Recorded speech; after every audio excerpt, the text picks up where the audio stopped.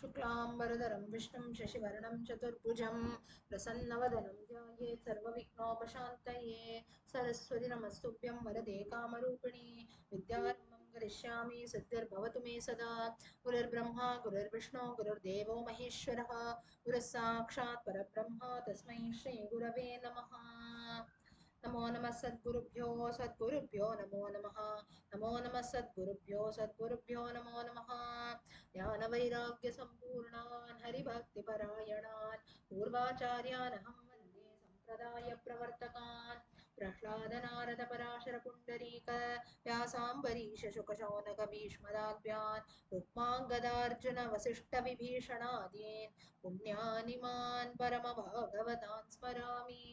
काषाय दण्डकरकादिविभूषिताङ्ग वैराग्यभाग्यजलदे करुणानिधे त्वं संसारकूपपतितस्य समाकुलस्य बोधेन्द्रदेवा मम देहि करावलम्बम्। हरे रामेति कृष्णेति नाम संकीर्तनं सदा लोकक्षेमाय कुर्वन्तं प्रेमिकं सद्गुरुं भजे। कलये सुन्दराकारं सदैकप्रियदर्शनम् अज्ञाननाशकं देवं सद्गुरुं मुरलीधरम्। जन्माद्यस्य यतोऽन्वयादितरतः चार्तेष्वभक्तेश्वराट् तेने ब्रह्महृदाय आदिकवये मुह्यन्ति यत्सूरयः तेजो वारिमृदां यथा विनिमयो यत्र सर्गो मृषा धाम्ना स्वेन सदा निरस्तकुहकं सत्यं परं धीमहि धर्मः प्रोज्झितकैतवोऽत्र परमो निर्मत्सराणां सताम् वेद्यं वास्तवमत्र वस्तु शिवदं तापत्रयोन्मूलनं श्रीमद्भागवते महामुनिकृते किं वा परैरीश्वरः सद्यो हृद्यवरुध्यते कृतिभिः शुश्रूषुभिस्तक्षणात् निगमकल्पतरोर्गलितं फलं शुकमुखादमृतद्रवसंयुतं पिबत भागवतं रसमालयं मुहुरहो रसिका भुवि भावुकाः यं प्रव्रजन्तमनुपेतमपेतकृत्यं द्वैपायनो विरहकातर आजुहाव पुत्रेति तन्मयतया तरवोऽभिनेदुः तं सर्वभूतहृदयं मुनिमानतोऽस्मि। तं व्याससूनुमुपयामि गुरुं यस्वानुभावमखिलश्रुतिसारमेकम् अध्यात्मदीपमतितीतीर्षतां तमोन्दं संसारिणां करुणयाः पुराणगुह्यं तं व्याससूनुमुपयामि गुरुं मुनीनां नारायणं नमस्कृत्य नरं चैव नरोत्तमं देवीं सरस्वतीं व्यासं ततो जयमुदीरयेत्। कृष्णाय वासुदेवाय देवकीनन्दनाय च नन्दगोपकुमाराय गोविन्दाय नमो नमः। कृष्णाय वासुदेवाय हरये परमात्मने प्रणतः क्लेशनाशाय गोविन्दाय नमो नमः। नामसङ्कीर्तनं यस्य सर्वपापप्रणाशनं प्रणामो दुःखशमनः तं नमामि हरिं परम्। ॐ सर्वत्र गोविन्दनाम संकीर्तनं गोविन्द गोविन्द गोपिका जीवनस्मरणं गोविन्द गोविन्द नारायणाखिलगुरो भगवन्नमस्ते। कृष्ण भगवान की जय। श्री हरये नमः।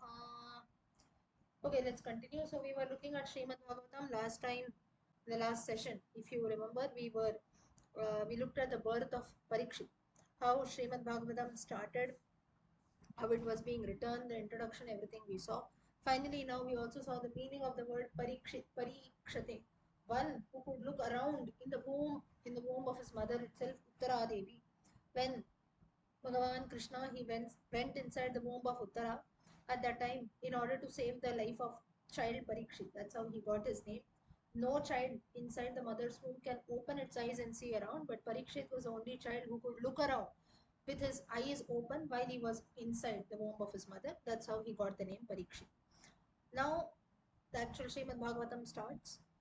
Parikshit asks a few questions to Shukabrahma, wherein he says that what are the things that I should do in the last days of my life. Why so? As we know the story that Parikshit was a king. One fine day he goes out for hunting. Hunting was a source of entertainment for kings in those times.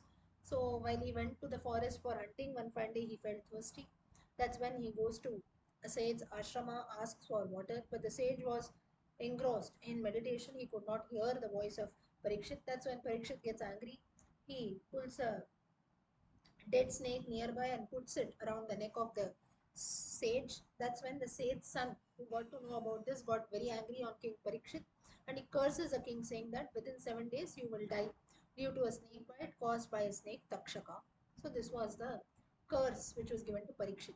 Parikshit finally he realizes his mistake. Now this, how come? Now here a quick question: how come Parikshit could realize that what he did was wrong? Now, in our case, I'll give you a very simple example. In our daily life, we do so many mistakes. Knowingly, unknowingly, we commit so many sins, so many mistakes. There are instances wherein, even if someone tells us that what you have done is wrong, still we are not ready to accept. There are other instances wherein we know that what I have done is wrong, still we don't accept. We try to cover up, saying that no, no, no, it's not my mistake. We try to blame it on others, or we try to blame it on situations, whatever it is. So here, how come Parikshit could realize that what he did was wrong? Anyone? I will share the Dhyana shlokas. Kali has entered. Okay. Parikshit had a conversation with Kali that we had seen last time. Okay. Yes.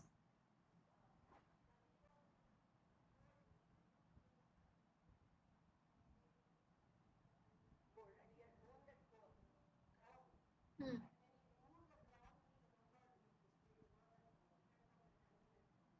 Okay. Now, all this, both of you are telling about the effects of Kali. But my question was, how come he realized immediately? Now, this realization that takes place was all to the good karma which he had done before, and due to the Ashirvadam which he had got right before he was born. Now, Uttara Devi was blessed because she held the Lord and a child both together inside the womb. People get the opportunity of holding their own child or the Lord, either of the two, right? But in this case, Uttara Devi was lucky she could carry both the Lord and her own son inside her womb. And Parikshit also had got the blessings of the Lord, and no doubt he was a good king. Like all of us, we are all good people, but we get distracted. So that's the reason how we commit mistakes also, right? But that doesn't mean that we are not good people, we have not done good karma. So whenever we escape in situations in life, like there are something wherein we feel that no, it's a close escape, we say no, I did something wrong, but still I escaped. We say God's grace. What is that grace? It's not magic also. Because of some good karma that we do, definitely it helps us. So whenever people feel that, oh, I'm doing so many good things, but still life is throwing problems at me, everything around me is bad. Today, what you're doing good can be anything. Whatever good you do, maybe you help someone, you give them, say, 10 rupees, 100 rupees when they are in need, with no expectation. Tomorrow, that person is going to return 10 rupees, there's no expectation. But that good that you do, it definitely gets stored somewhere. That's the reason a very popular saying which is said that all insurance companies will fail, but the divine insurance company never fails. There, that it keeps on depositing, the balance keeps on increasing always. Balance of karma, because Sanatana Dharma believes in karma. Whatever we do definitely helps us. I'll give you a very simple example. Let's not get philosophical. Why do we send the child to school when the child is young? Or when we are small, there are certain habits which always remain with us, right? Or a very simple statement we make, or we would have heard saying that, did your parents not teach you something? Or all of us have heard the saying, charity begins at home. Why do we say all such things? Whatever we do at the beginning of our life, that remains till the end, right? And maybe something, all of us have our own experiences. While all of us were young, maybe we put in efforts to learn something, then we didn't feel that maybe it would be useful or so. But today definitely we feel, oh yes, that time I did something, today it is being useful. So this is nothing but karma, right? So here also the same thing happened when Parikshit realizes his mistake immediately. At that time, why could he realize it immediately was because of the good karma that he had done. The Lord had blessed him, no doubt, and definitely he was a good king. But little he got angry in the thirst because he was tired, he wanted water. He threw the dead snake around the neck of the sage. So, but this realization which he got was very, very important. That was all due to his good karma. One more example for this, the story of Ajamila. Ajamila was an evil man. He named his son Narayana, called out to his last son Narayana the last days of his death. But still, the Lord gave him moksha, took him to Vaikuntham. Yamadutas were shooed off, Vishnu Dutas took him to Vaikuntham. Why? How come?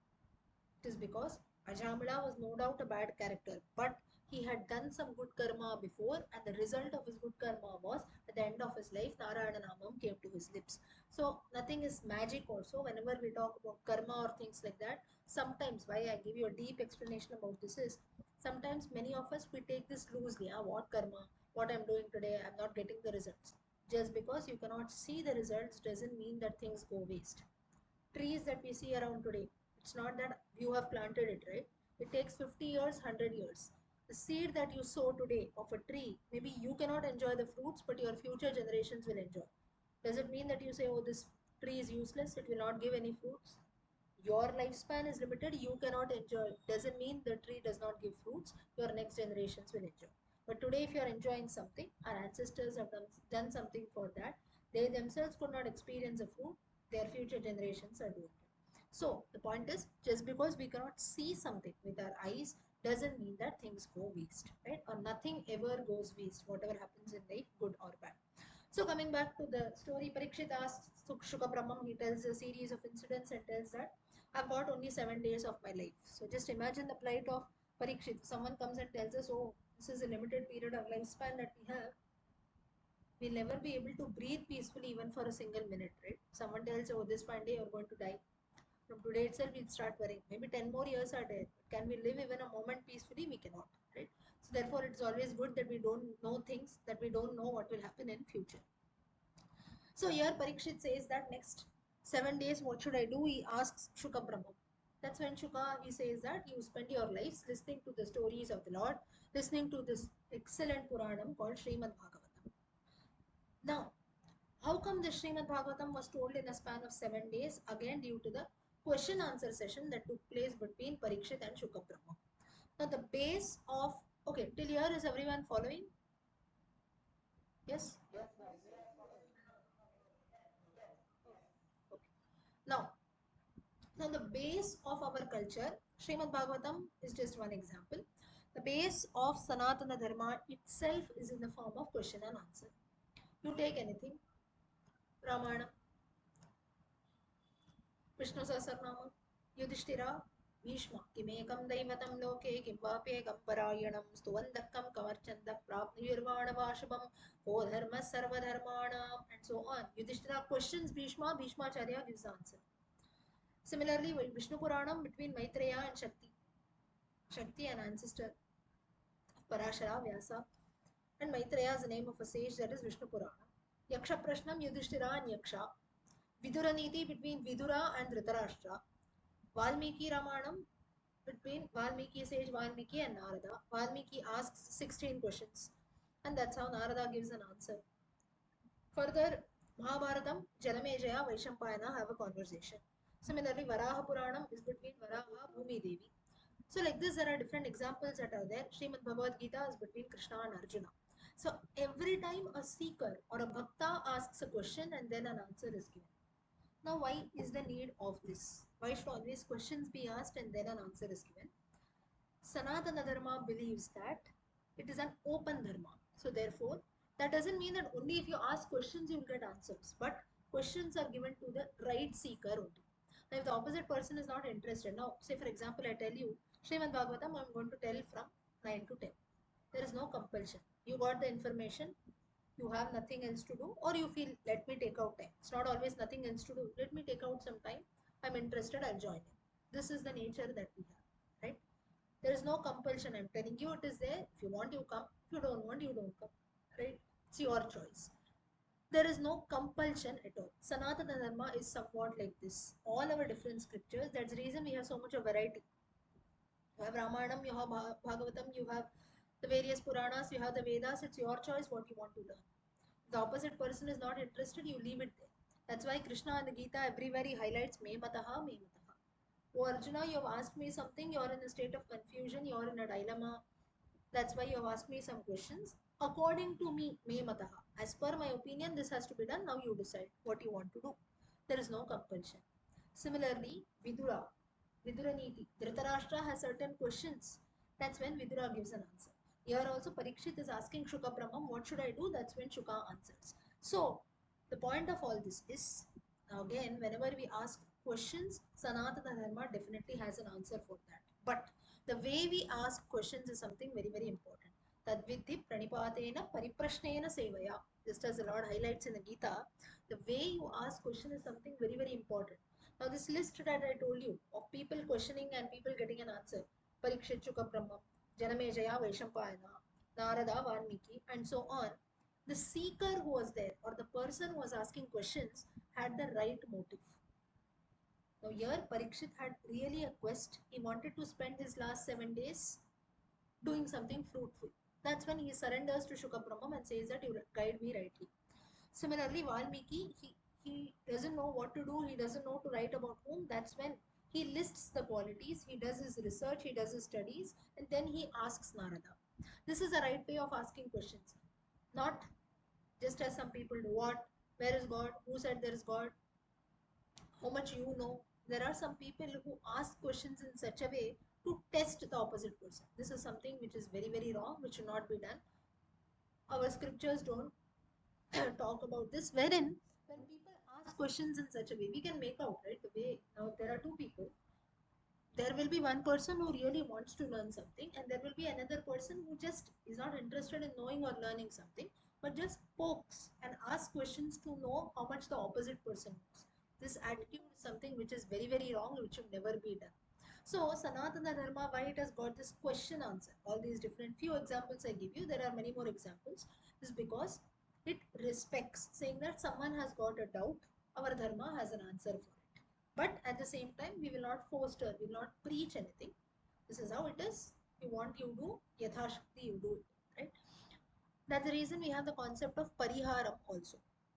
Now, why all this, before why we are not directly starting with the concept or with the stories of Srimad Bhagavatam is Shuka Brahmam, when Parikshit asks a few questions, Shuka Brahmam clarifies on all these points. He says that directly we cannot jump to the stories of the Lord. There are certain things which you must keep in mind, and he gives him a very clear picture so that there are no queries or questions in the mind of Parikshit at all. That's the reason on these topics also we are discussing. Now, why is the concept of Pariharam there in our Dharma? Anyone? Why is Pariharam needed? Pariharam is, oh, if I do something wrong, instead of this, I can do this. Why? Our dharma say, okay, do this. When that is done, why do we even have the concept of Pariharam? I hope everyone knows what is Pariharam. All of you have heard this term, Pariharam, for your satisfaction. Okay, what else?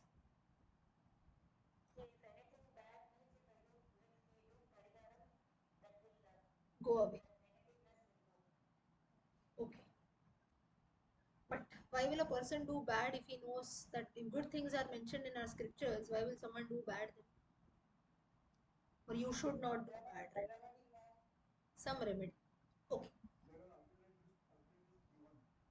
Okay. Correct. Now, I'll give you a very simple example. Our scriptures talk about Godana. Godana is very, very auspicious to do, or Suvaranadana. Now, amongst the 40, 50 of us here, how many of us can do a Godanam or Suvaranadanam today? Even if you can do, the opposite person should be ready to accept. You tell, okay, I'll give you a go, I'll give you a cow today. Opposite person will say, where will I keep a cow? First build a cow shed, then you give me a cow, right? But then no, my scriptures are telling me Godanam Mahat Punyam. I have to do a Godanam at any cost. Someone says Suvarna Dhanam. Suvarna Dhanam today is in 70,000 or so for 10 grams. Where will I go? I cannot afford so much, but I have to do Suvarna Dhanam. Now, okay, let's not even talk about Suvarna Dhanam. That depends on each one's capacity. But what about Godana? Maybe you can even afford to buy a cow and buy all the necessities. The seeker who is there will say, no, I don't need it. Where will I keep the cow? Or in today's times, whenever priests come to our house, be it a Shraddha Karma or something, what do they tell? They tell, no, you don't give us any kind of dhanam. We give them a stick, a shoe, and things like that. Slippers. They say, no, we have got, what will I do with the stick? We've got hundreds of sticks, you give me money. Right? Of course, for the sake of the dhanam, we do give certain things. That doesn't mean that we have to change traditions. But There is something called Kala Dharmam, Yuga Dharmam. You cannot end up giving Go now. So instead of Go Dhanam, there are some Pariharas which are suggested. That okay, instead of giving a cow, if I do something else, it is equal to doing a Go Dhanam.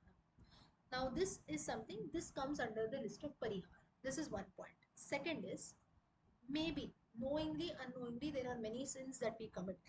Say, for example, now all of us we say, no, I'm a vegetarian, I don't kill other human beings, I don't kill other creatures, this and that, everything is okay. But when you're sitting, when you're walking, when you're speaking, hundreds of creatures are being crushed under you. So much of bacteria, so much of virus. But can we help? No. Similarly, walking on earth, earth is nothing but Bhuma Devi. You're stamping on Bhuma Devi every day. People are jumping, we are breaking roads, this and that. But is there any option? We cannot survive. That's the reason there is some parihar.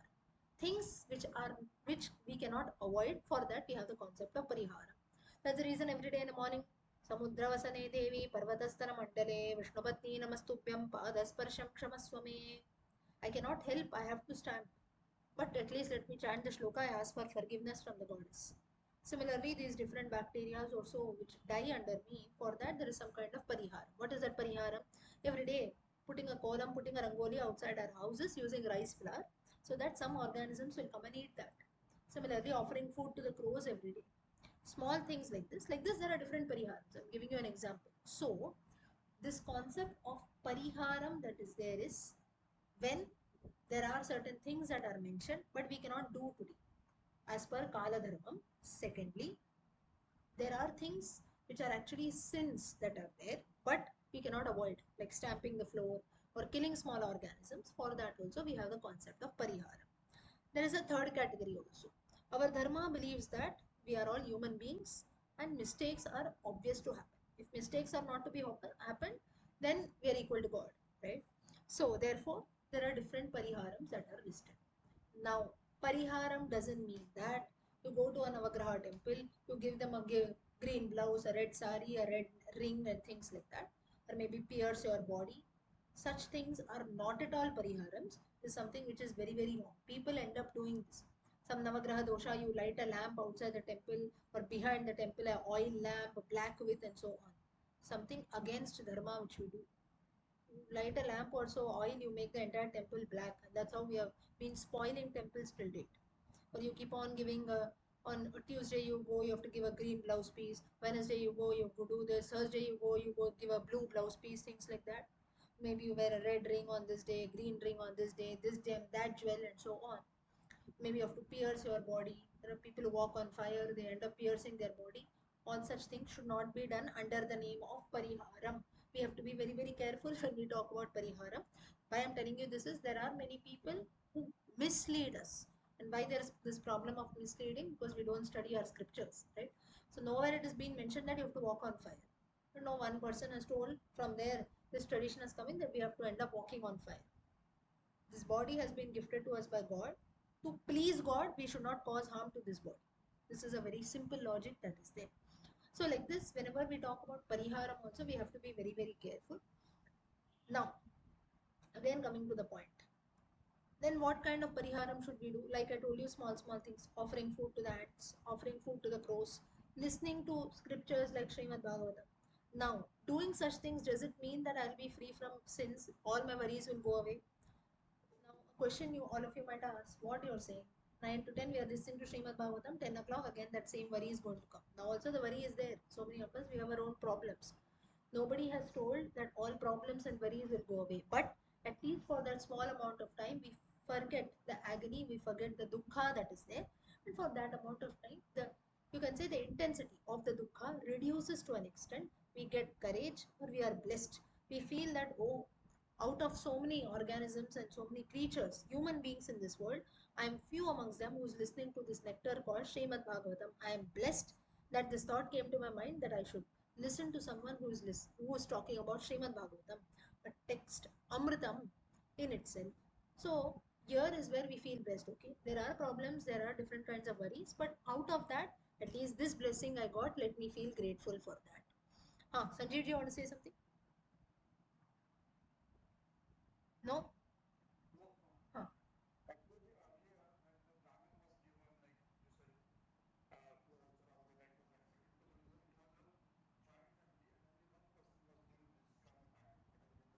Correct.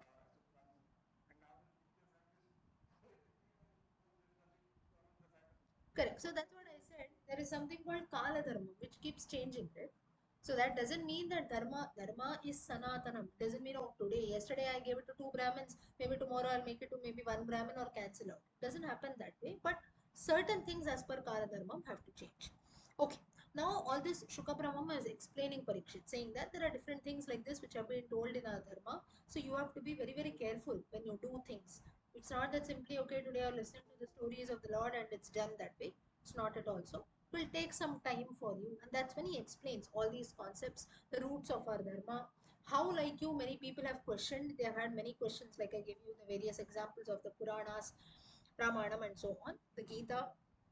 Like this, many people have questioned, O Parikshit. Similarly, today you are also asking a question. I'm giving you an answer for this. Now, for this, here, just as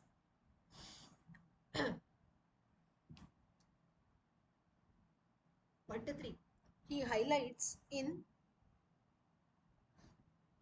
Narayana saying that just as Parikshit today is asking Shuka Brahma, similarly, once it so happened that even Brahma was also confused, it's Lord Brahma.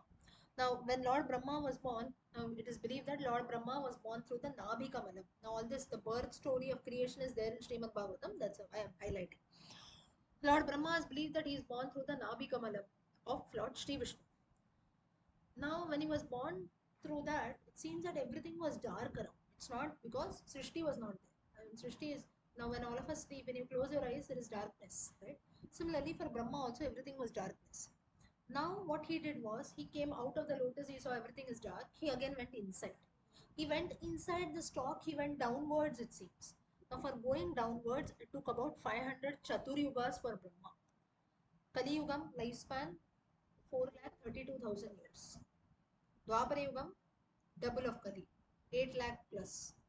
Treta Yugam triple of Kali. Satya Yugam 4 times. Like this is how Chatur Yuga, which functions, which is equal to 1 day of Brahma and 1 night of Brahma. Like this, it took 500 Chatur Yugams for Brahma to go down the stalk and see what was there, it seems. This lotus stalk. Now Brahma had a problem. Now he says, okay, nothing is there down. He went up, he saw everything was dark. There was no Srishti, no creation. He went down, there also there's nothing. He couldn't reach. Now he prayed to the Lord. He surrendered to Lord Vishnu. At that time, Lord Vishnu says that you focus on the 16th and 20th aksharam of the Katapayadi Sankhya. What is this Katapayadi Sankhya? Katapayadi Sankhya is a number system in Sanskrit which is used. Just as in maths also we have different categories of numbers, prime numbers, composite numbers, uh, binary numbers, this, that, there are different categories. Similarly, in Sanskrit you have something called Katapayadi Sankhya. Now, let's not get detailed into that. In that, the 16th aksharam is ta, ka, kha, ga, ga, cha, cha, ja, ja, like that when you count. You can see that the 16th aksharam is ta and the 20th aksharam is pa, ta, pa together. So Vishnu gave him a hint saying that you focus on the 16th and 20th aksharam of the Katapayadi Sankhya, put that together and do that. You will definitely get an idea in life. That's when Brahma got an answer that he has to do tapa. He did tapas. He did tapasya. That's when the Lord blessed him with the idea that you start the process of Srishtikaranam with my help. That's when Lord Brahma got an idea and slowly he started the process of Srishtikaranam. Different sons were born through him, Narada and so on. Different rishis were born. That's how Srishtikaranam started. Now, again coming to the concept of Parihara. Like I gave an example of Godanam. In the case of Brahma also it was not possible.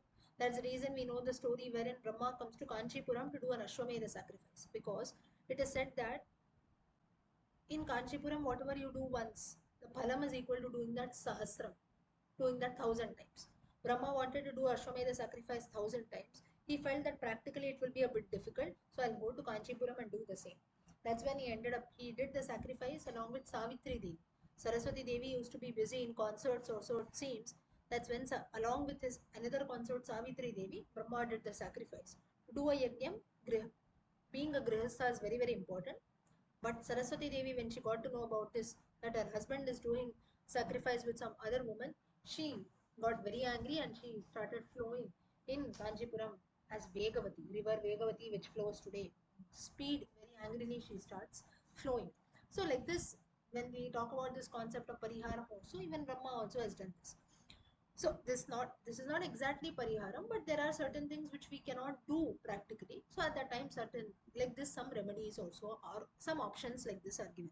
So all this now Shuka Brahmam also explains to Parikshit. Now just as your Bhattatri, Tatte Pratyagradhara Dharalalitha Kala Yavani Keliparam Lavanyasyaikasaram, and so on. So here this shloka that is there, it talks about the tapas which is done by Brahma, and Brahma gets a clear vision that what he has to do now.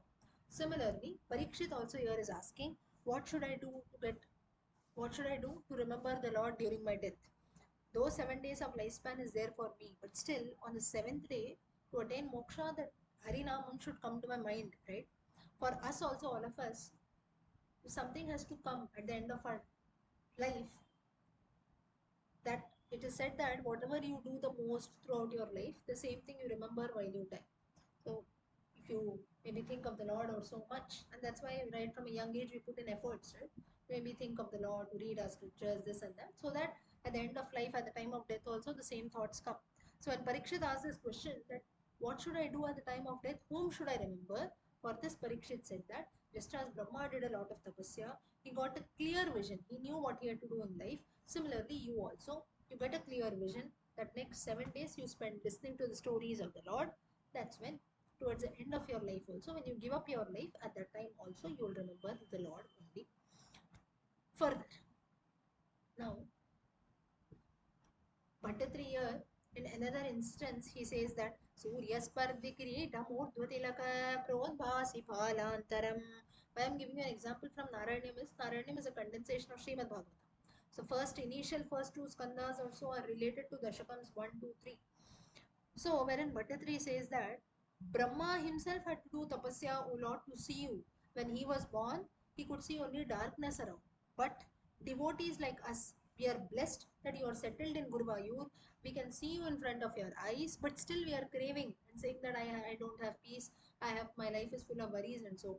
Lord Brahma also was not blessed enough to see the Lord. He had to do tapasya for years together. He had to pass down 500 Chaturyugas. But for people like Bhattatri highlights, for people and devotees like us, you have settled in Guruvayur, we can see you in front of your eyes, but still we are crying today.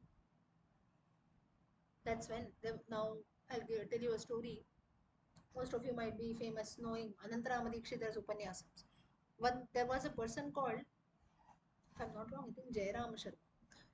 He was also a great devotee and he was inspired by listening to this shloka of Bhattatri. He was inspired to go and see the Lord at Guruvayur with the same description. Suryaspardi Kiritam Urdhvatilaka, like the sun shining, the crown of the Lord is there. So he goes to Guruvayur and he sat in this, he stood in the line, everything was done. He saw the Lord also. When he came out, he was weeping. He started crying.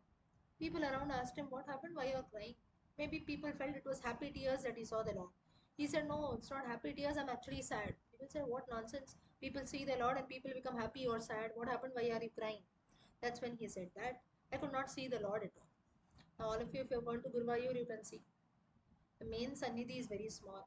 Top of that, Lord is small. Idol is black color idol. More than that, Lord is fully put, you can say, two Nambudri standing on both the sides, full of lamps also. And then on that you have sometimes chandanam, chandana lepam, sandalwood paste.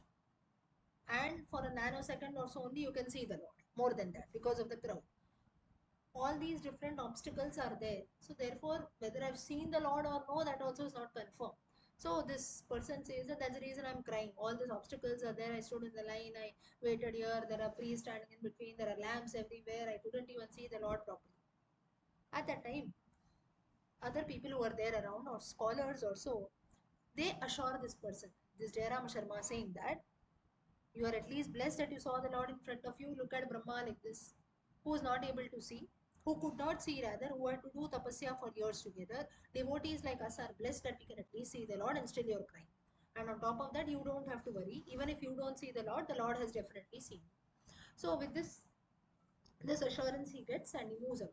So similarly, Shuka Brahmam also he tells the same thing to Parikshit, saying that you put in efforts to remember the Lord. You are a human being, you are a king. Now, through Parikshit, Shuka Brahmam gives an advice to fellow devotees and human beings like us. Many times we feel that whatever I am doing, everything is waste. There is definitely a supreme personality or supreme God who is looking upon all our actions. You put in one effort, the Lord ensures that he pulls you towards him through different steps, 10 steps or more than that. You have to just take one step, he'll take 10 steps towards us. So like this, through various instances, Shukha Brahmam also ensures and convinces Parikshit, saying that the next 7 days you try to engross only in Srimad Bhagavatam. That's the reason whenever we have a Saptaham, how the Saptaha Paddhati came in, that for those 7 days, right from morning till evening, you have the Paranam, you have the Pravachanam. So totally we are engrossed only in Srimad Bhagavatam. In the Mahatmyam, we saw certain rules that are to be followed while we attend the Srimad Bhagavata Paranam. What was that? Even food also should be sattvic. When food is light, our stomachs are not affected, right? If we have heavy food or maybe spicy food, something, our concentration levels reduce. That's why whenever we have food, most of us we feel sleepy. We cannot concentrate, right? So therefore, food also should be light and sattvic so that we are totally engrossed only in Srimad Bhagavatam. So Shukha Brahmam also tells Parikshit that 7 days you have in your hand, just do your best, nothing else. Just focus on the Lord. The Lord will take care of everything. With this, the story of Parikshit Shukha Brahmam's conversation ends. Of course, there are many more aspects that are there. We are discussing in short. Till here, could everyone follow? Yes? Anyone, you have some questions or something? You want to ask something? Any questions anyone wants to ask? No? Okay. Now, the first avataram which is described is Varaha. Srimad Bhagavatam, though we have the 10 Dashavatārams that is told popularly, still the first avataram which is told in Srimad Bhagavatam is Varaha avatar. Now, what was the reason for these various avatars to take place? Now, Varaha avataram we know is in order to save Bhuma Devi. So, therefore, goddess Bhuma, the Bhumi Devi is something who's someone who is very, very auspicious, who has to be worshipped. Sri Devi, Bhu Devi, we always say, right?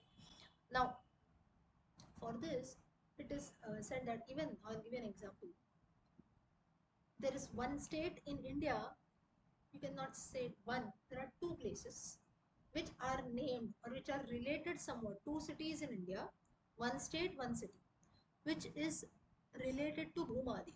Anyone knows? One state, one city, which is related to Bhumadi. What is Bhumi? No one? One is Kanchipuram. Why?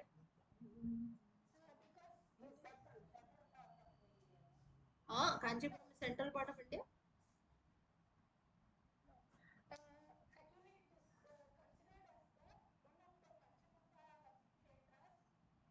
That is there. That is there. Ekamaranath Kshetram is there. Now, why Kanchipuram is considered to be an abode of Bhuma Devi is the hip ornament, the Udayanam, which is called Kanchi, that passes through Kanchipuram, it says. So that it is said, so that's why the place itself, city itself got the name of Kanchipuram, wherein the Udayanam or hip ornament, the Kanchi of Bhuma Devi passes through this place. That's how the city got its name, Kanchipuram. This is one. Another state which is named after Bhuma Devi. In Sanskrit, that is nothing but Karnataka. How many people are there from Karnataka? Bangalore? Many people, right? Many of you live in Bangalore? Yes? So the state that you live in is named after Bhuma Devi. We say Karnatakam. It's not actually Karnatakam, it is Karnatam. When we say in English also or Karnataka, Karnataka, ka, we say that ka has to be removed. Karnatam. Karnatam, Karana is related to ear. Karnatam is a ear ornament. So the ear ornament of Bhuma Devi is nothing but Karnatam. That's how the state got its name, Karnatam. And we pronounce also it has become Karnataka today. But as per Sanskrit literature, in many reference texts, the state is still called as Karnatam only because it is named after the earring or ear ornament of Bhuma Devi. So like this, there are certain examples, certain cities and states which are named after Bhuma Devi. So very, very auspicious. So Varaha Avataram mainly is the first avatar. Why Varaha Avataram is the first avatar is Bhumi Devi is to be worshipped preferably. You can say topmost preference. If today we are all alive, all thanks to Bhumi Devi. All of us we know about the phenomena called earthquake, right? What actually is earthquake? You have some In geography, you learn, right? Some plates move here and there, this, that, all they teach us. Uma Devi is holding us securely. She leaves us, we are all just gone, right? Every day we are stamping on her, doing what not, right? So when you look at yourself, or whenever we look at a globe also, globe that is there, at that time we notice, right? Oh, how small I am. Or look at my country, it's not even visible, or just a small portion that is there. Right? Forget about even Bharata. There are so many other countries which are so small, right? We cannot even see. So when do you notice this? When you see a globe, right? But otherwise we feel, no, I'm great. Similarly, human beings also, what we feel is, I'm the greatest person in the world. But in front of goddess Uma, or in front of anyone else, or whenever we meet a person who knows two things more than us, automatically pride falls down, right?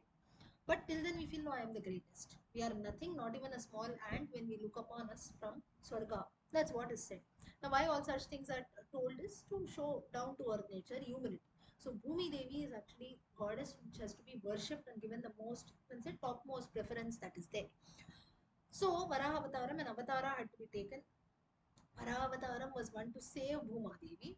There was one more Avataram which was taken for Bhumi Devi, Prithu Chakravarti Avataram. The Lord took an avatar as Prithu Chakravarti, wherein it seems that goddess Earth was there in the form of a cow. She was moving around here and there. There were many atrocities, many wrong things that were happening with her. That's when Prithu Chakravarti actually milked goddess Earth, who was there in the form of the cow. Seems that entire Bhumi had become barren. Just imagine if Earth becomes barren, no agriculture, no field, nothing. Right? Today, Bharata Desha proudly speaks about agriculture. Even today, though how much ever development takes place, primary occupation is still more than 70% is agriculture. Why we have so much of farmers or so that is given importance in Bharata Desha? Because land or Bhumi Devi is something which is very, very important. We have to till the land properly. Land cannot be barren. Food crops will not grow at all. Prithu Chakravarti was the first one who milked goddess Earth, making this Bhumi fertile. Bharata Desha Bhumi and the entire Bhumi, entire world, all the various deepas and continents. So Bhuma Devi is, there are basically two avatars for Bhuma Devi, and of course for Bhumi Devi there are other avatars also, there are certain instances. So Vara Avataram is a primary avatar.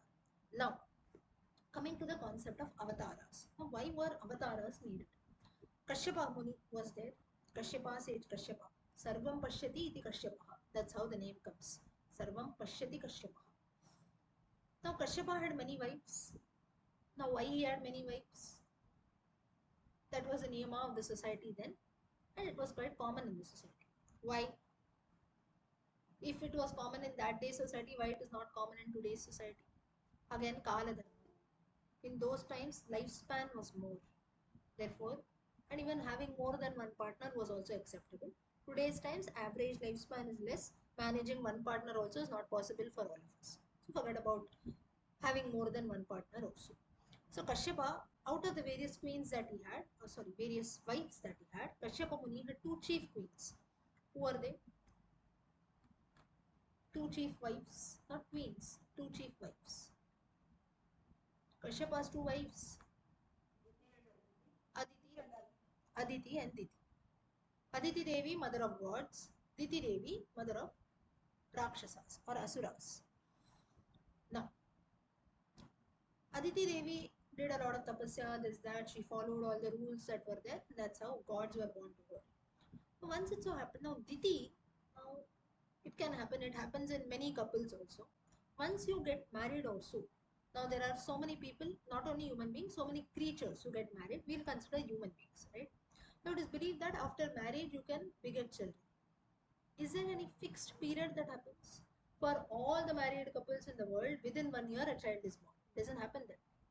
Some people, children are not born. Some people it will be 1 year, 2 years, 3 years, 4 years, 5 years. It depends, right? It is different. It is not at all in our hands. But Diti Devi, she had a problem.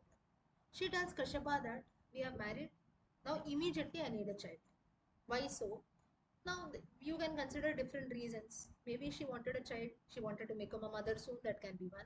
Maybe because she had a taste. Aditi also, there was another wife. Automatically when there are two partners, we have that competition. When there are two people, automatically there is some jealousy or something that oh, he is going ahead, I am going behind. This is human nature. So same thing happened with Diti also, wherein she felt that no, I also have to beget children. she forces Kashyapa, saying that immediately we have to get in touch with each other, we have to get close to each other. You please insert your seed inside me immediately. I want children now. Kashyapa says, not all seeds can be inserted immediately. It's not there in our hands also. That's the reason there are many couples. Even though you come close to each other, it's not that every time you beget a child, right? So Kashyapa says, nothing is there in our hands. You please wait now. Now, as per Sanatana Dharma, there are certain things which we don't know, but there are certain texts. Our Dharma or our ancestors were so far ahead in this. Ramayana also highlights about this, certain Puranas, also Kama Shastram highlights. There is a certain period for begetting children, also certain time. So we don't follow all this as much today.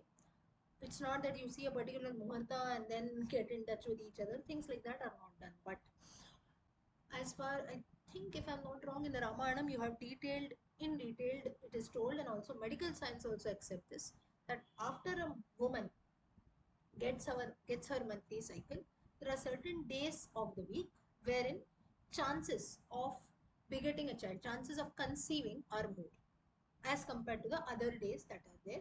This is highlighted in the Ramayana also.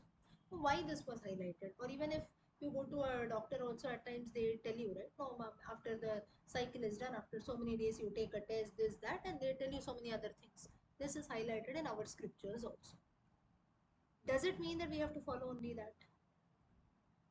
You follow, if you follow, chances of begetting or chances of conceiving are more. That's the reason it has been told. Now you follow, you don't follow, that's your choice. The doctor tells we follow, if Ramayana tells we don't follow. That is only difference. But it's Yatha Shakti, or you can say Yatha Icha, you call it, as per every person's wish. So Kashyapa, what he says is, the current Muhurta that was there then, Raudra Muhurtam was a Muhurta. So there is a certain time period for doing everything, right? You cannot just do anything at any time and you feel that, oh, there'll be no effect at all. Now, a question again comes saying that, should we look at muhurta for doing something? Now, for certain, like even for, there are some people who say that when a child should be born, it's not in our hands. Whenever a woman goes into labor, in that particular nakshatram, the child has to be born. No, no, now it's not an auspicious nakshatram, let me wait. It doesn't happen that way, right? It's not in our hands. But purposely, we should not do something. Whenever we know that, okay, there is some Ashubha Kalam, and you can still wait. Now it's not labor time also, something called a Raudra Muhurta. So, Kashyapa also tells Diti that currently you please don't force, because current Muhurta is a very, you can say, in this Muhurta, if you try to conceive and we beget children also, children will be born as wicked. Now, if someone tells that no, don't do something at this time, you will have to face the consequences. Will anyone of us do? Say no. If not today, I can wait till tomorrow, right? If that is there, we all accept that. But Diti Devi did not do that. That's the reason Asuras who were wicked in nature were born to her, because she forced Kashyapa to do things at the wrong Muhurta. Now, this is what is the story how Rakshasas were born. Now, this you can also call it as destiny or vidhi, because anyway Rakshasas and Asuras had to be born. So maybe things had to be plotted this way or things happened this way. And Diti was also very stubborn on this. Now, whenever we talk about this concept of nakshatras also, uh, many of us, and the Rashi that is there, many of us feel that Rashi and zodiac sign also is one and the same. Zodiac signs that we call in English, Cancer, Gemini, Libra, and so on. Please note, both are different. Calculation is different. Because why calculation is different? Why zodiac sign and Rashi cannot be same?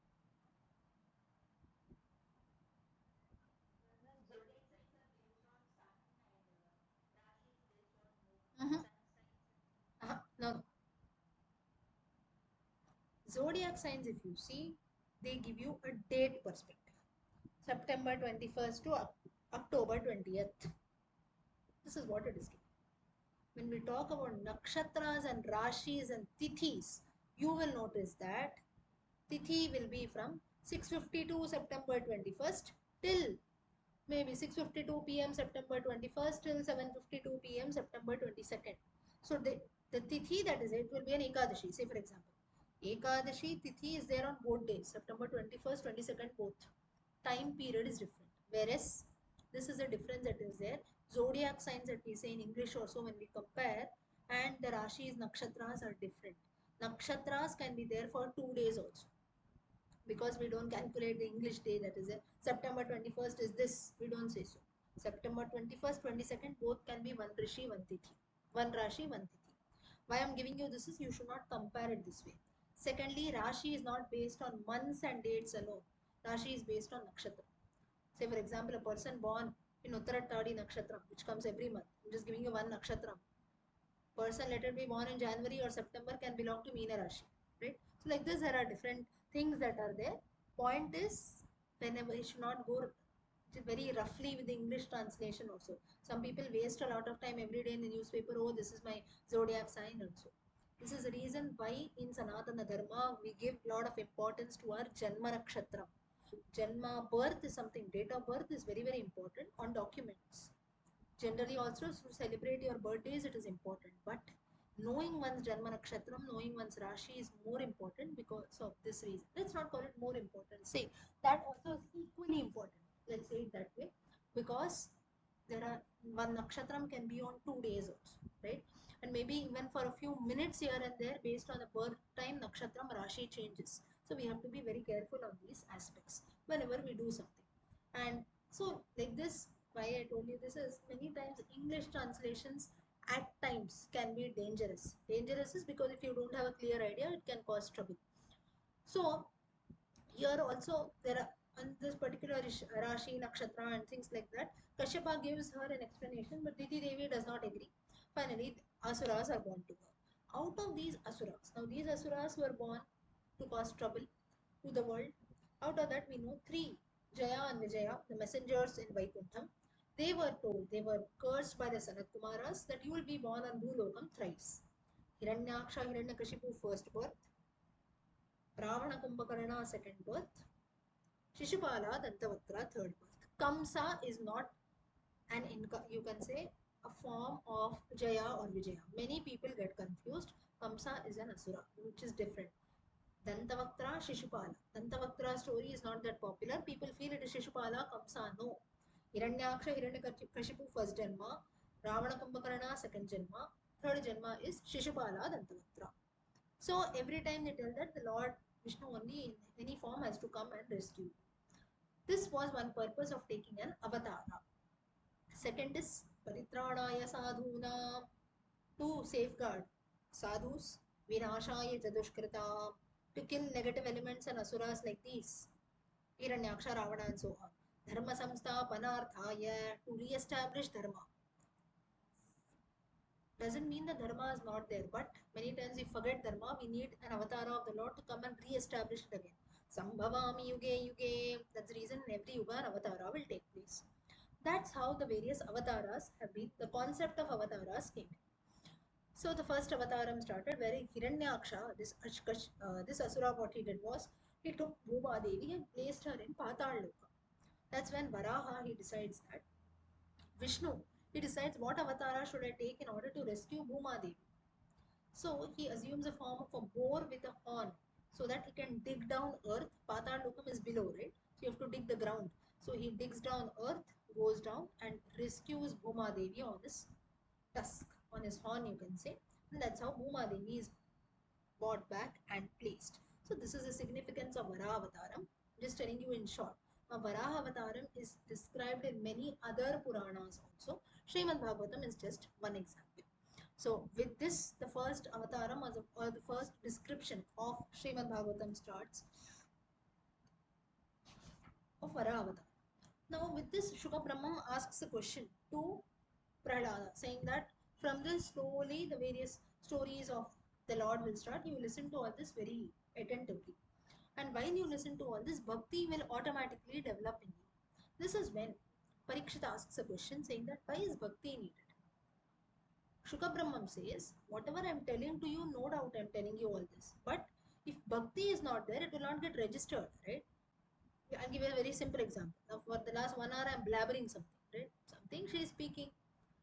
If you are not listening attentively, now bhakti is not only bhakti, though we translate as devotion, it's not only sometimes people feel it's related to spirituality, religion alone. Whatever you do with full focus, that is bhakti or that that is devotion. Work devotedly, we say. Work is worship. Why do we say? Work religiously. Why such terms are used? For whatever you give your 100%, that is devotion, that is bhakti. So, Shukabrahmam highlights to Parikshit saying that whatever you do it fully with bhakti. Just as Krishna highlights in Bhakti Yoga, he says whatever you do it with full bhakti. Maybe out of 10 things you do only one thing, that's okay, but that one thing you do with bhakti, otherwise it's useless. You do 10 things, not even one thing you are focusing. Last 1 hour she is telling 10 things. I didn't listen to even one thing properly. Useless, right? Instead of that, she told 10 things. Out of that, 7, 8 things I knew, 1, 2 things I didn't know much. So, bhakti is something which is very, very important, or the base of whatever we do. Shuka Brahmam highlights the importance of bhakti also and tells Parikshit that whatever I tell you, don't just physically be present here, keep your anyways, our ears are open. So, just don't simply sit here and keep wondering and listening and just keep thinking about something. Fully, full of devotion and bhakti, please listen to the stories that I'm telling you. Only then bhakti will develop, only then you'll attain moksha. So with this, the first story or Vara Avataram is the first avataram that is described. Slowly, we look at the other stories also of Srimad Bhagavatam. Yeah. So this Krishna Kavacham or Trailokya Vijayam Nama Kavacham. This talks about is a conversation between Narada and Narayana Rishi. Yeah.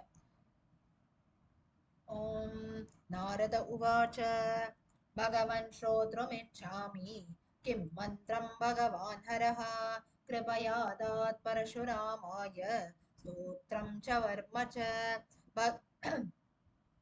Bhagavan Shrodrumichhami Kim Mantram Bhagavan Haraha Kripayadat Parashuramaya Stotram Cha Varma Cha Priyaji Bhagavan Shrodrumichhami किं मन्त्रं भगवान् हरः कृपया दात् परशुरामाय स्तोत्रं च worm च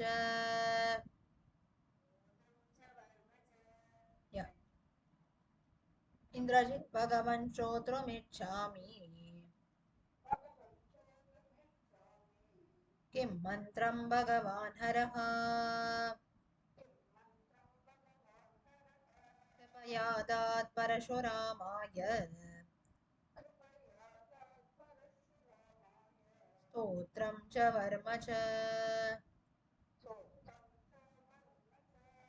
भगवन् श्रोतुमिच्छामि किं मन्त्रं भगवान् हरः कृपया दात् परशुरामाय स्तोत्रं च वर्म च को वास्य मन्त्रस्याराध्यः किं फलं कवचस्य च स्तवनस्य फलं किं वा तद्भवान् वक्तुमर्हसि को वास्य मन्त्रस्याराध्यः किं फलं कवचस्य च स्तवनस्य फलं किं वा तद्भवान् वक्तुमर्हसि कृष्णवाणीजी को वास्य मन्त्रस्याराध्यः किं फलं कवचस्य च स्तवनस्य फलं किं वा कवच sorry तद्भवान् वक्तुमर्हसि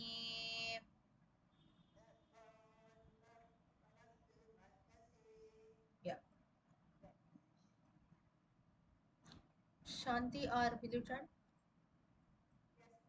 yeah को वास्य मन्त्रस्याराध्यः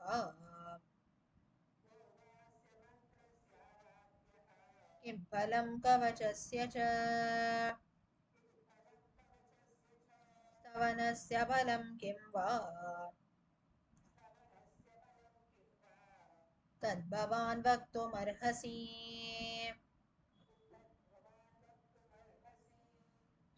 को वास्य मन्त्रस्याराध्यः किं फलं कवचस्य च स्तवनस्य फलं किं वा तद्भवान् वक्तुमर्हसि नारायण उवाच मन्त्राराध्यो हि भगवान् परिपूर्णतमस्वयम् गोलोकनाथ श्रीकृष्णो गोपगोपीश्वरः प्रभुः मन्त्राराध्यो हि भगवान् परिपूर्णतमस्वयं गोलोकनाथ श्रीकृष्णो गोपगोपीश्वरः प्रभुः सुमति यस् मन्त्राराध्यो हि भगवान् परिपूर्णतमस्वयम् गोलोकनाथ श्रीकृष्णो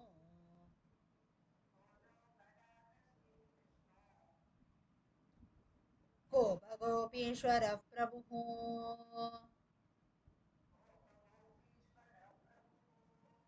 yeah.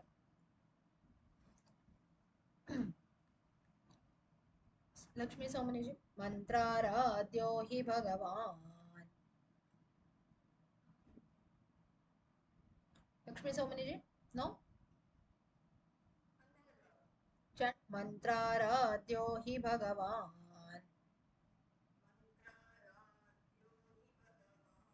परिपूर्णतमस्वयम्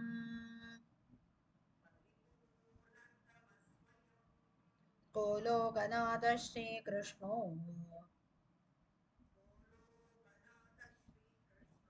गोपगोपीश्वरः प्रभुः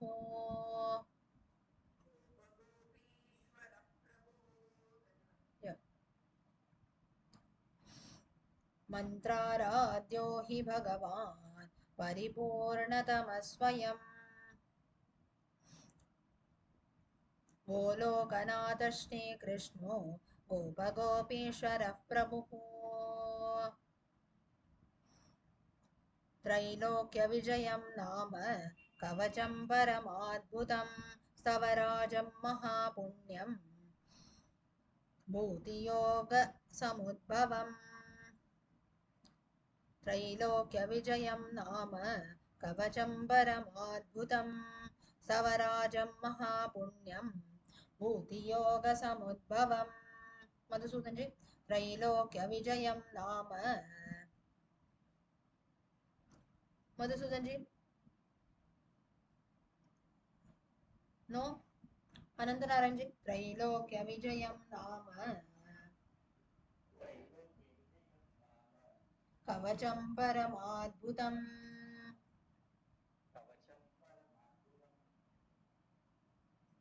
स्तवराजं महापुण्यं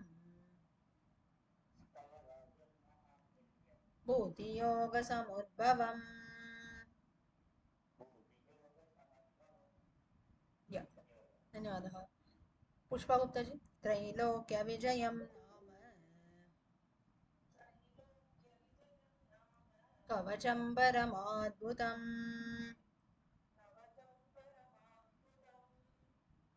सवराजं महापुण्यं भूतियोगसमुद्भवम्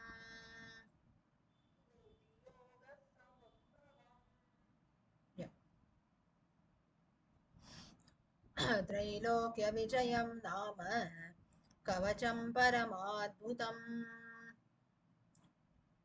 स्तवराजं महापुण्यं भूतियोगसमुद्भवम्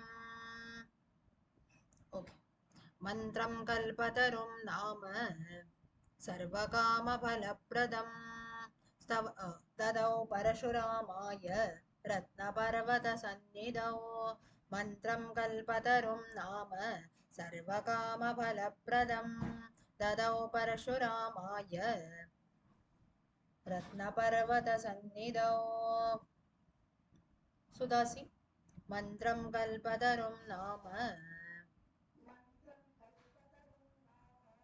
सर्वकामफलप्रदं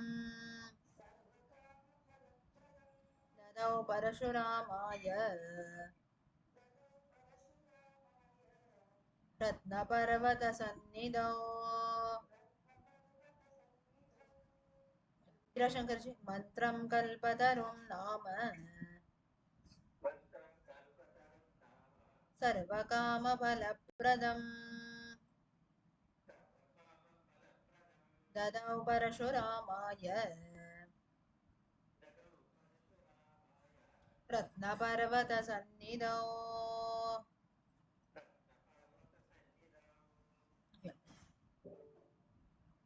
मन्त्रं कल्पतरुं नाम सर्वकामफलप्रदं ददौ परशुरामाय रत्नपर्वतसन्निधौ स्वयं प्रभा नदी sorry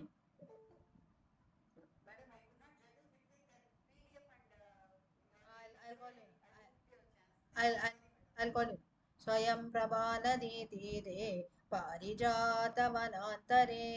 आश्रमे लोकदेवस्य माधवस्य च सन्निधौ स्वयं प्रभा नदी तीरे पारिजातवनान्तरे आश्रमे लोकदेवस्य माधवस्य च सन्निधौ मधुसूदन जी चंड स्वयं प्रभा नदी तीरे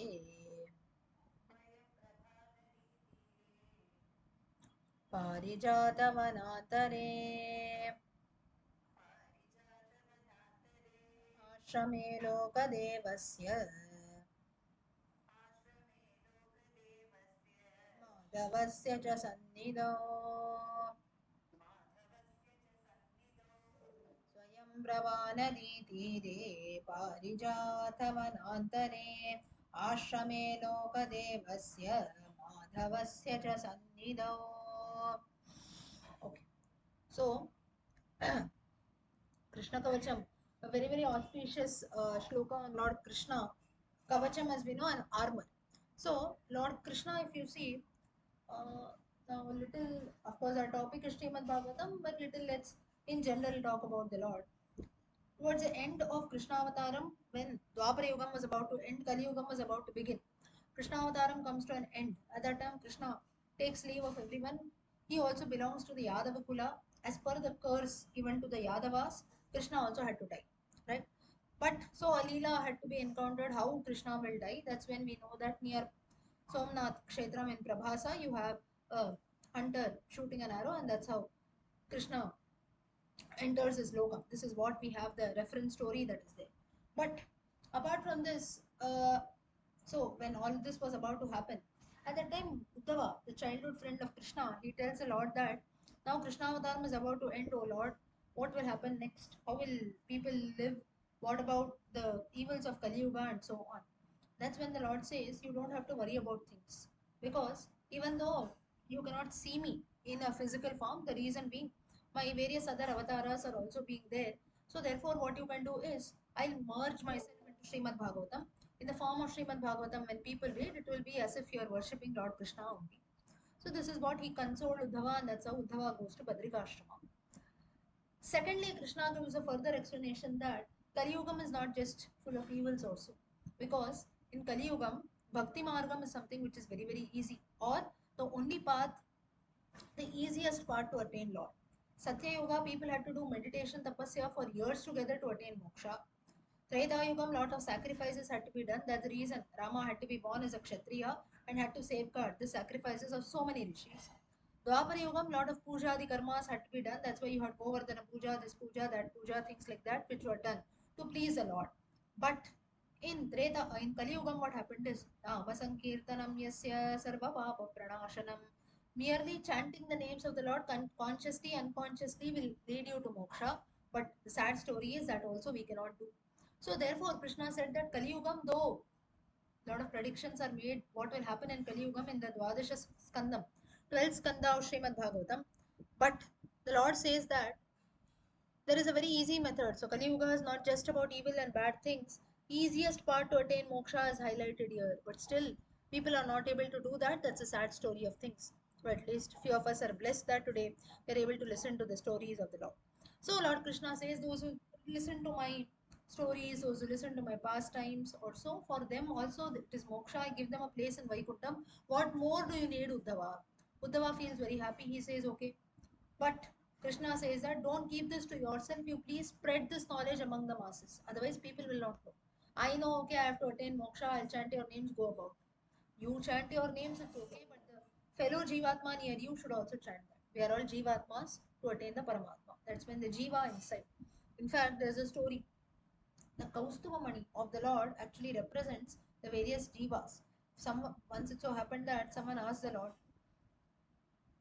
that what is, now all of us we know the Kaustuba, it came, Kaustuba Mani came out from the ocean after Samudra Mantha, after the churning of the ocean. That's when Lord Vishnu picks it up and keeps it on his chest.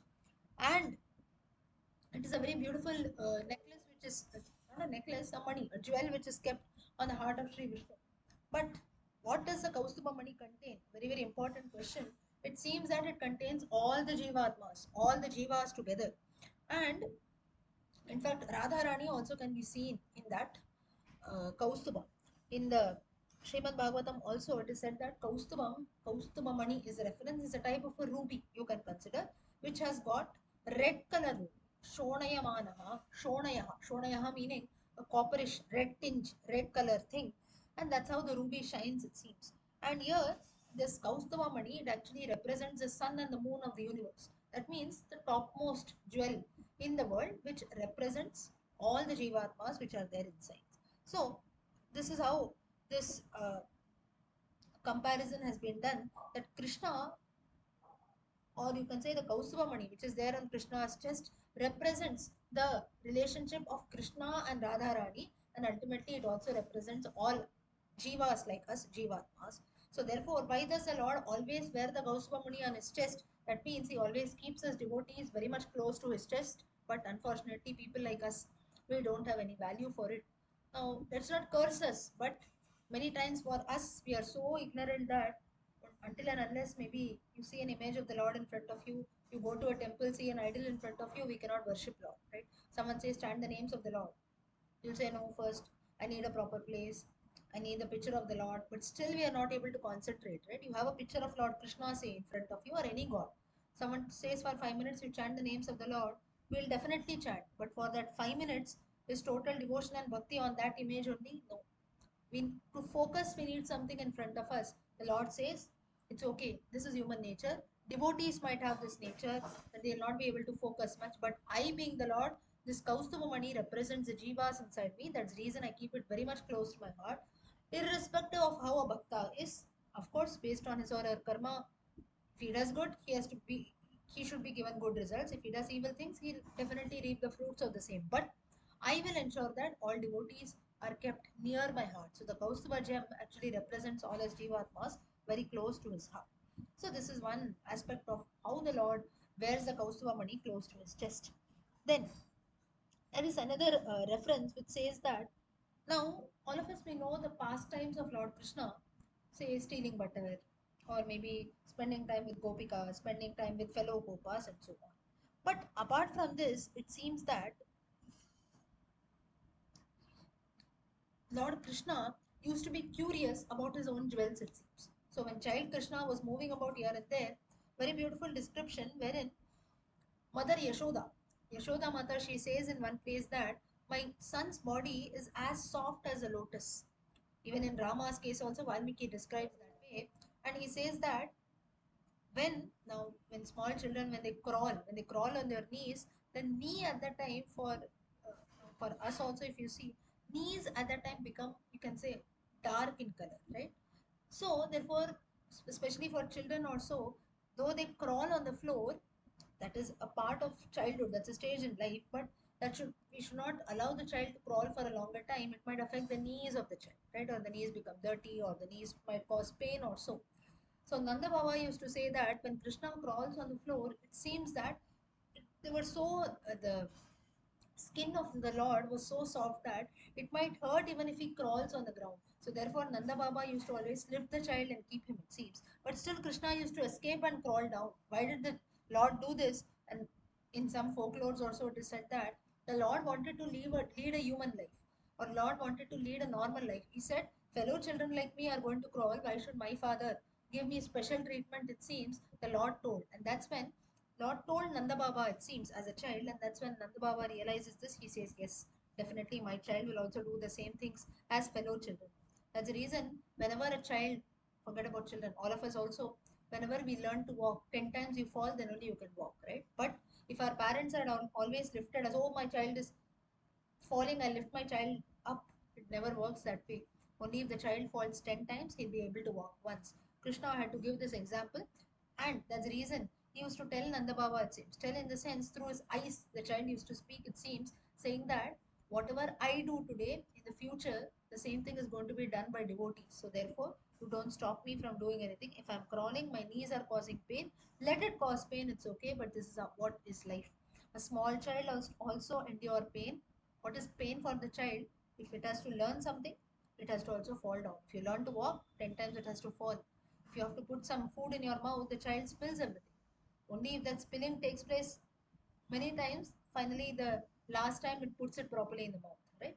So whatever it is, even while the child learns to sit, why it loses balance? All of us. So to achieve something, this it seems that in one conversation,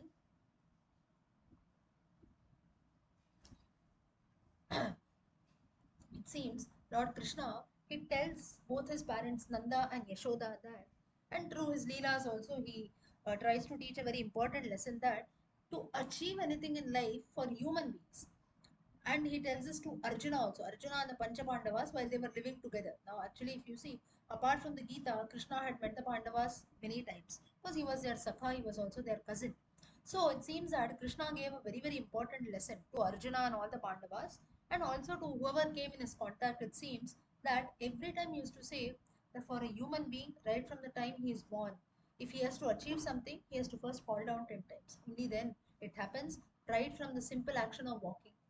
Nobody in this world can say that for the first time I walked nicely. First, you will fall 10 times and you walk the 11th time. Sitting, sleeping, eating, even small action. Why does the child always cry before he sleeps? Or the child doesn't sleep? Why? Because for sleeping also there is so much pain that is there. To make a child sleep is so much of trouble. In fact, you see, why do children cry at night, especially? Why don't they sleep? It seems that all our grandmothers also will say maybe his stomach is paining for the child. Why does the stomach pain? Because the child is not used to things. So therefore, even sleeping also is a problem for human beings. What to talk about the other evils of life or other troubles in life?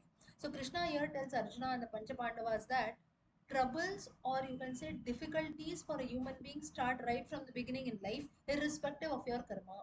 These are all small things. Now, when I'm telling you all this also, you might not be able to relate much. You will say, "Ah, it's okay. If someone walks, obviously I know the child will fall 10 times. Or if a child eats, obviously he's going to spill." But Krishna looks with this aspect. He makes his fellow cousins also understand that this is life. So don't keep on complaining. Today some problem has come. Right from the time you were born, you had to endure problems. Nothing is easy in life. Today maybe you look back and think, oh, it's okay. If I had to walk 10 times, I had to fall. But for that child, when you were a child, when you were walking also is a great task for you, right? The child also, every time why it loses balance, for it to sit, for it to crawl, for it to stand, it has to put in a lot of efforts, right? Because at when you are at that particular stage, for you the trouble is much more. Child, you see, maybe now most of us, we have completed our education, right? So when you look back, oh, school days were very nice, we say. But when the child is in school days, it has to suffer. At that time we don't like to go to school, or it might be some exam or so.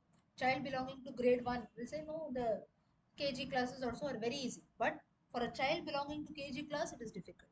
Why does a child in grade 1 say that kg classes are easy? Because he has already completed that. But he fails to understand that when he was in kg, the same thing was difficult.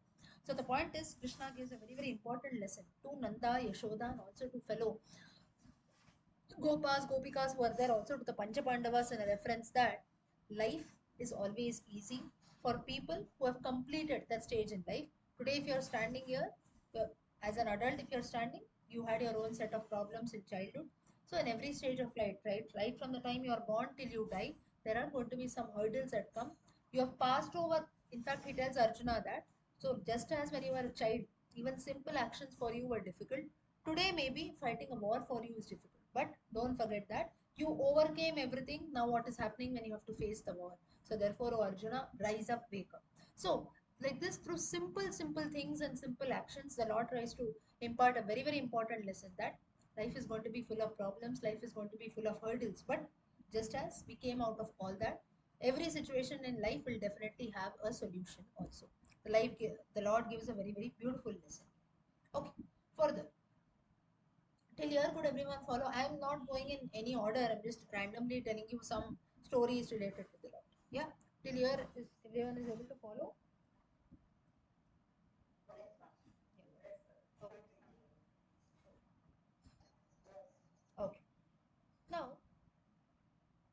one more reference.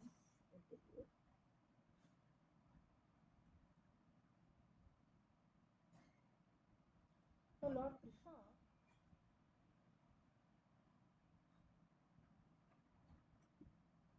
in different colors also, the Lord is worshipped in different forms. What is that? For example, when the Lord is like a Shweta Meghaha, Shweta Meghaha, it is a form of Baladeva or Balarama. As you can see in Jagannath Puri, when we have Baladeva, Krishna and Subhadra all together. So Balarama, Jagannatha and Krishna, Subhadra. So when the Lord is in the form of a Shweta Meghaha, white cloud, he represents Baladeva or Balarama.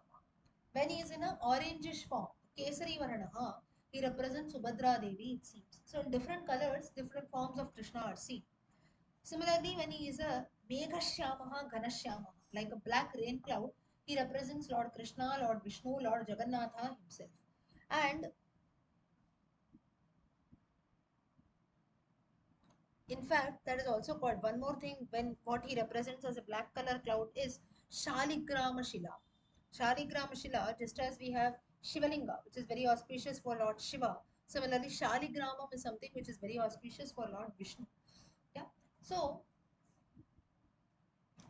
in fact, people, just as we have the tradition of doing the Shiva Puja, some families also have the tradition of doing Shaligram, right? Or maybe you go to some puja shops and people buy some shaligramam. Such things are also done.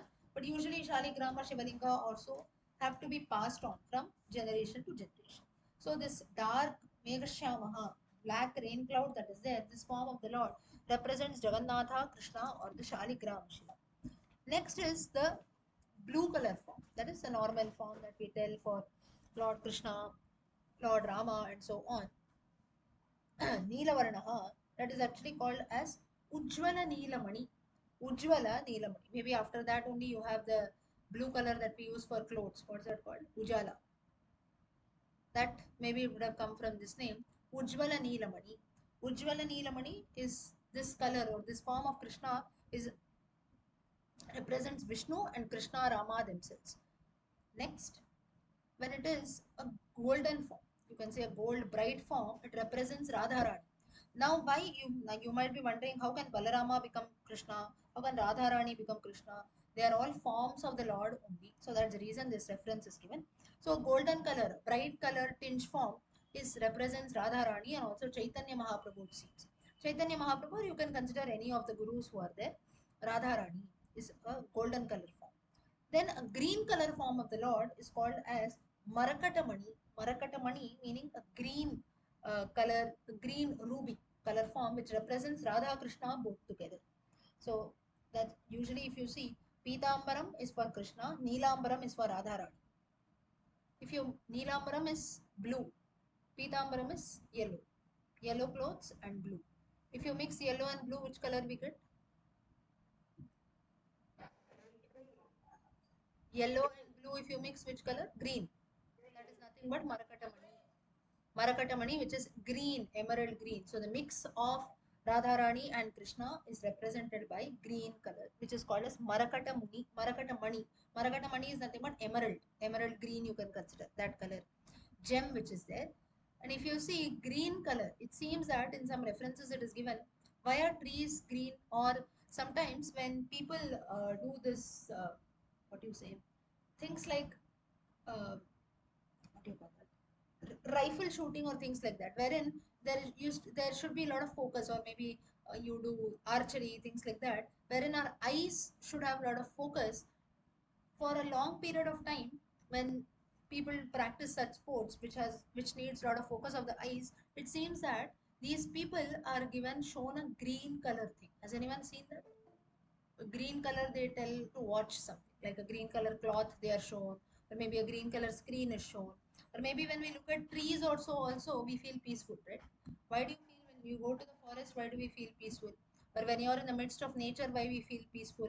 Or in the rainy season when everything turns green, we feel fresh. Why? It seems that this green color represents, you can say, purity. Now of course white also represents peace, purity we say, but green it seems in the world is very much soothing or consoling for the eyes because it represents Radharani and Lord Krishna, it seems. That's how green color in today's world is a sign of You can say we find peace or whatever you call it. You feel fresh all around because it represents Radharani and Krishna. Next, brown color. Brown color form is nothing but Govardhana Parvatam. Govardhana Shila you can call. Govardhana Parvatam. Just as Arunachala Parvatam in Tiruvannamalai represents Lord Shiva, similarly Govardhana Parvatam represents Lord Krishna. So these are different colors which are associated with the Lord. Okay. And next is those, what do you call? I'm not very sure of the name. Whenever you go to Krishna temples or temples in Guruvayur, the red color thing that we use for the Lord, what is that called? I'm not getting the name. Which money it is called? What is called? Sorry, Kurdan. Correct. That one.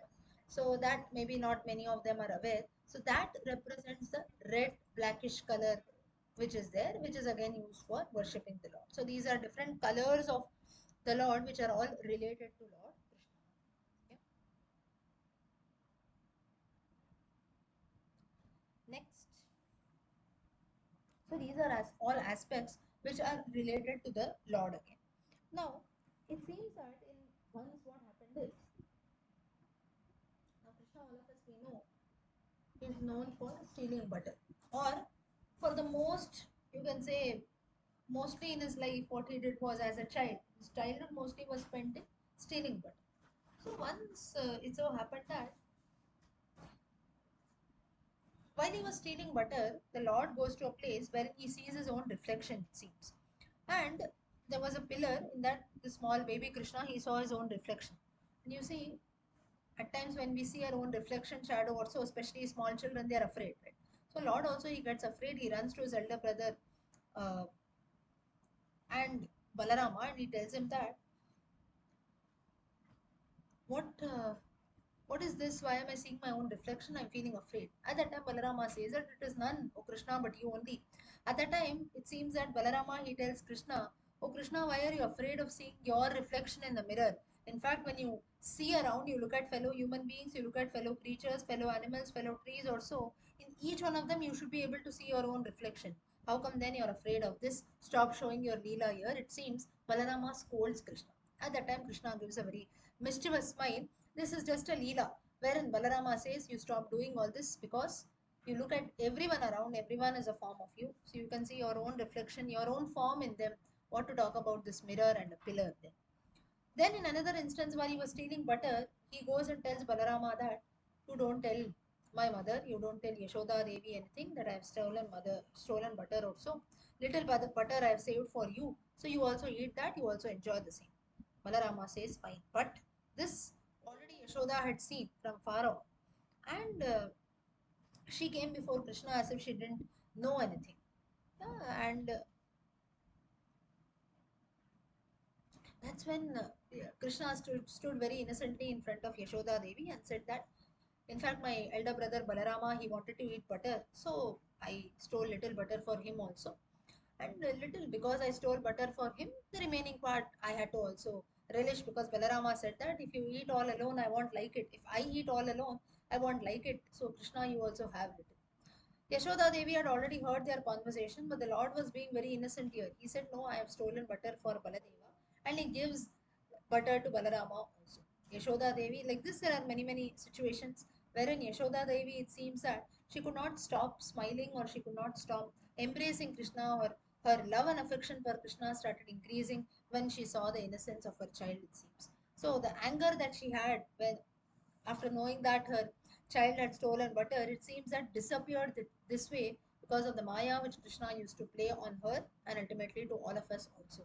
So this Maya that is there today, we see Maya or everything around us is just illusion, right? For us, people like us, someone tells us something, immediately we believe. Right? Even if maybe a person very close to our hearts also, if a third person comes and tells us something bad or maybe good about the person, maybe we won't believe, but definitely we start thinking over the same. This is nothing but Maya. But this is a level wherein our minds start thinking. I'll give you an example.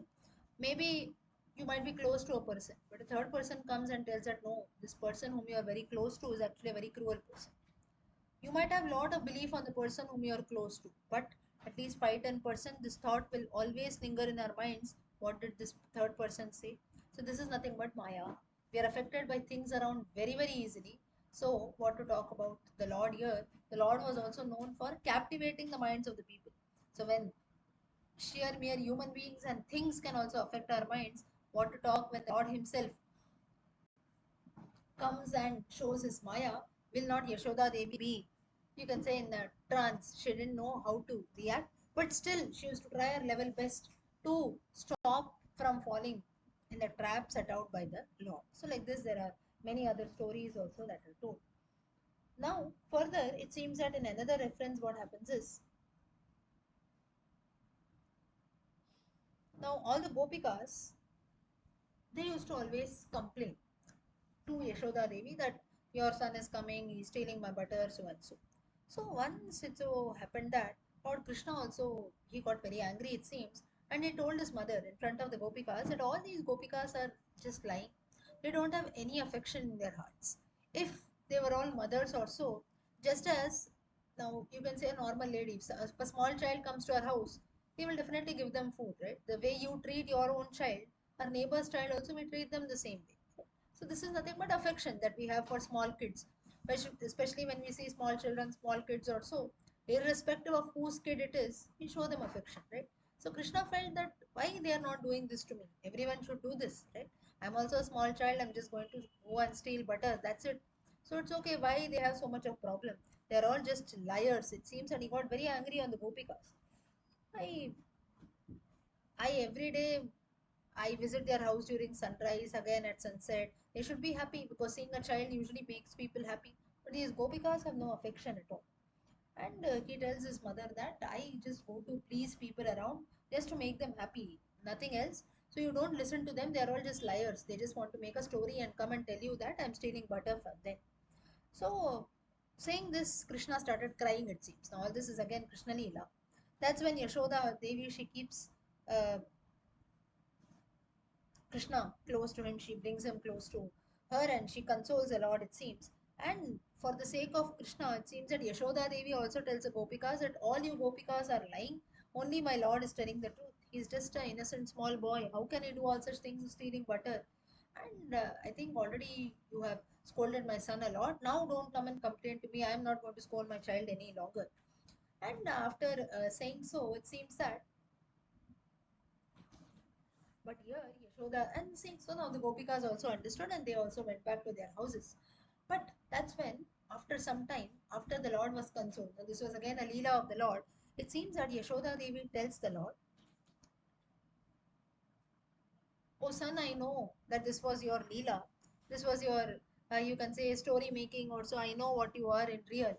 But she tells and she, now this lesson that is there is very, very important that the Lord alone, the Lord also does not escape from law of nature that is there. What it is Mother Yashoda tells the Lord, what you told is okay. In order to support you, I also didn't tell anything to the Gopikas. I also scolded them. I also drove them away. But you get so much of butter in your house, you should not go and steal it from someone else's house. Oh Lord, this is a very, very, oh son, this is a very important lesson for you.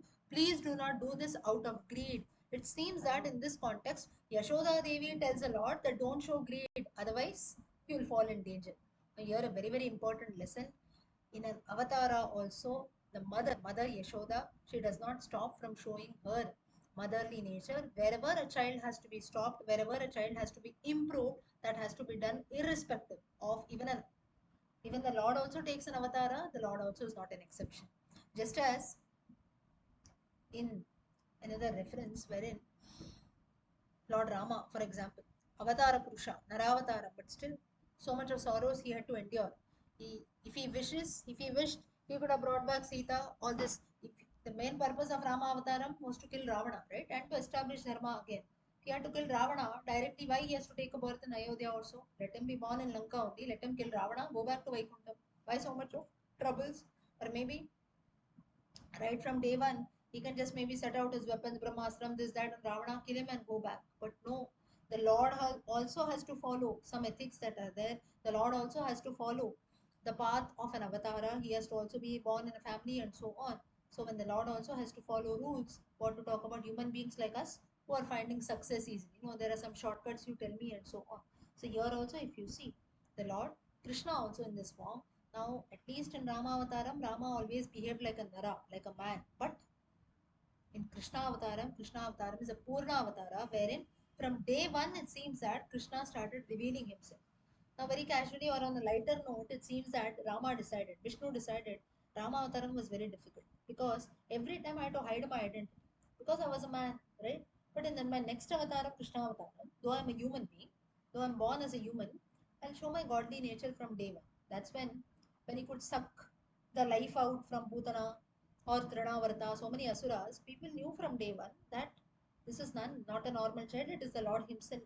So therefore, Krishna Avataram is a Purna Avataram. Lord decides that Rama Avataram I endured a lot, I suffered a lot because of uh, hiding my original identity. And again, I had to stick to the rules of the avataram also, Nara avataram. I had to behave as a man. I cannot show my godly nature.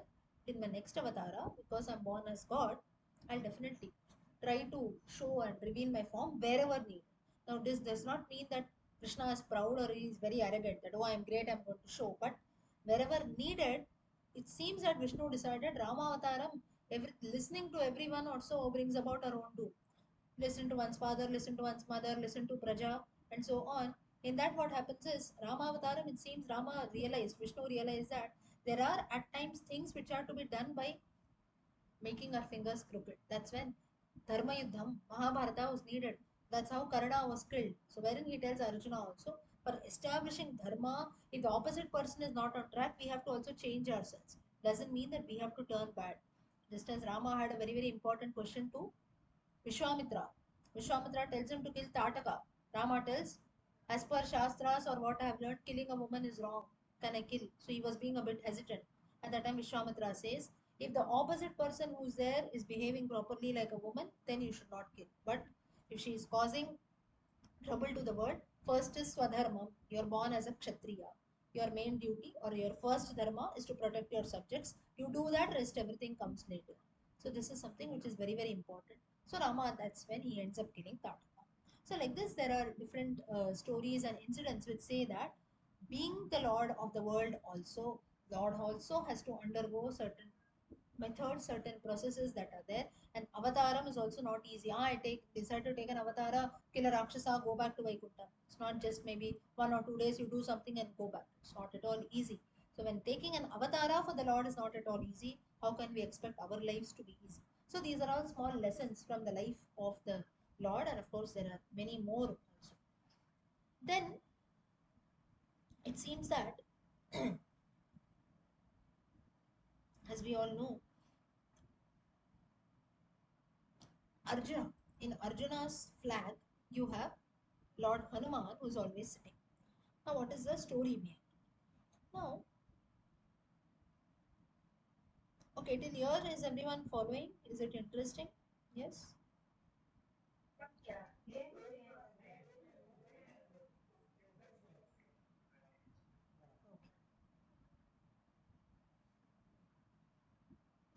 1 minute.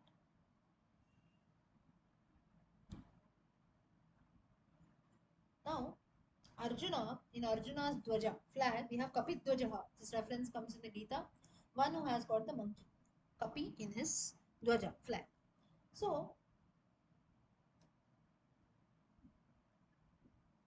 why Hanuman was there in that flag? For this, there is a story. It seems that Arjuna used to pray to Lord Hanuman for attaining power also and to help him, just as we chant Hanuman Chalisa, things like that, for all kinds of powers and so on. So it seems that Arjuna used to fight, and while he was fighting in battle, he used to always pray to Lord Hanuman. It seems. So that's how he finally ended up even keeping the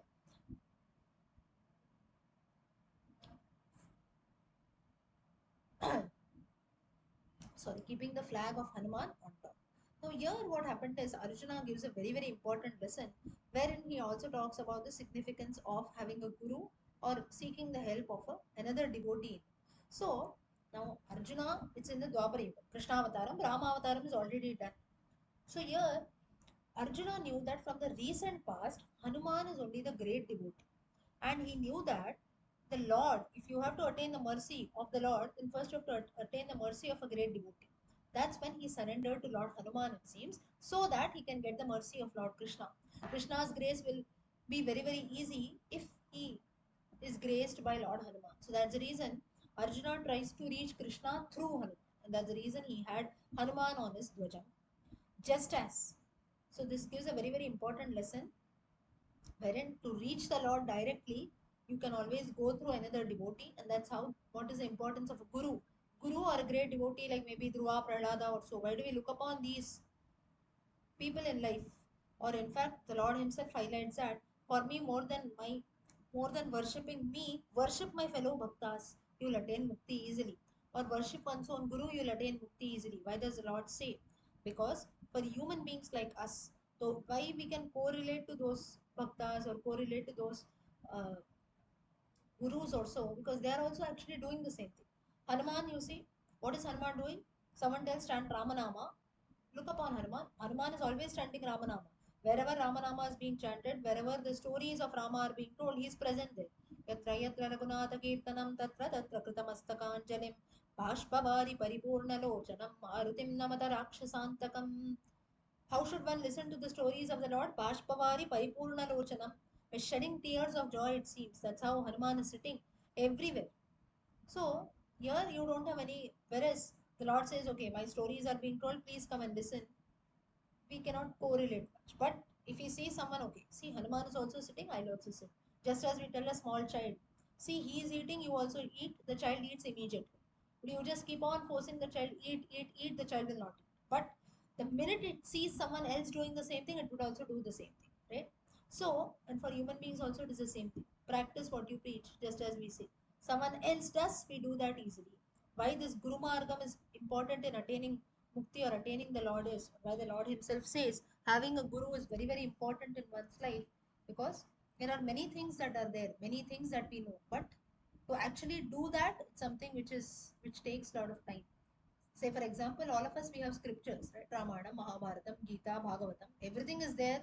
In our house also there are books, but we need someone who tells, okay, from tomorrow onwards, every day we'll read the Ramayana. At that time, we come. Not only a guru, a satsangam is also very, very important, good company. Now you see, say for example, I tell you, okay, I'm going to tell about Krishna Leela stories. Only you, maybe one amongst you, only one person and myself are present. Maybe the opposite person may find it boring, right? But you see, okay, 30, 40 more people will come. We also have that inspiration. Okay, 30, 40 more people might come, so I'll also go and join. This is nothing but satsangam.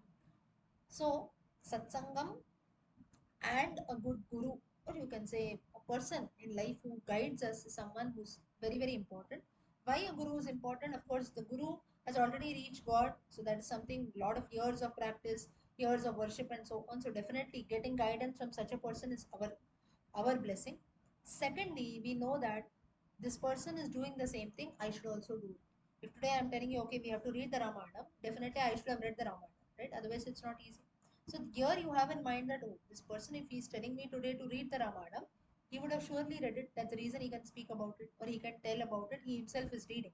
So we human beings can correlate to this easily. When someone else does, we do that immediately. Just as a small child does the same thing.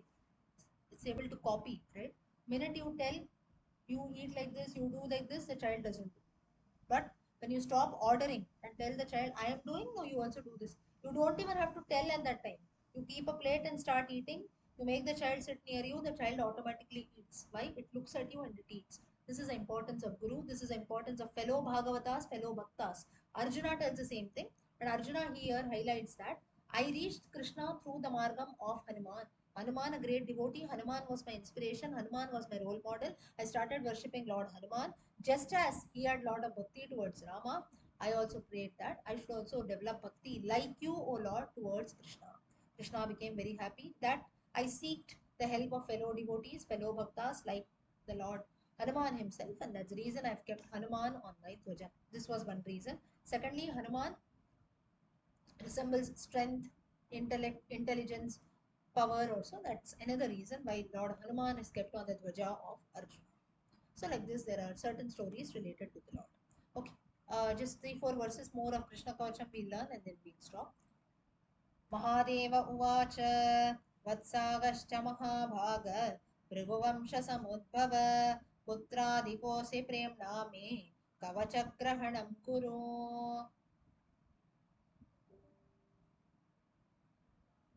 वत्सागच्छ महाभाग भृगुवंशसमुद्भव पुत्राधिकोऽसि प्रेम्णा मे कवचग्रहणं कुरु। रुक्मिणी जी उच्चारण। वत्सागश्च महाभाग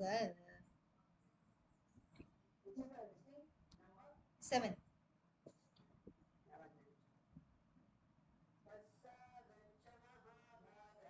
भृगुवंशसमुद्भव पुत्राधिकोऽसि प्रेम्णा मे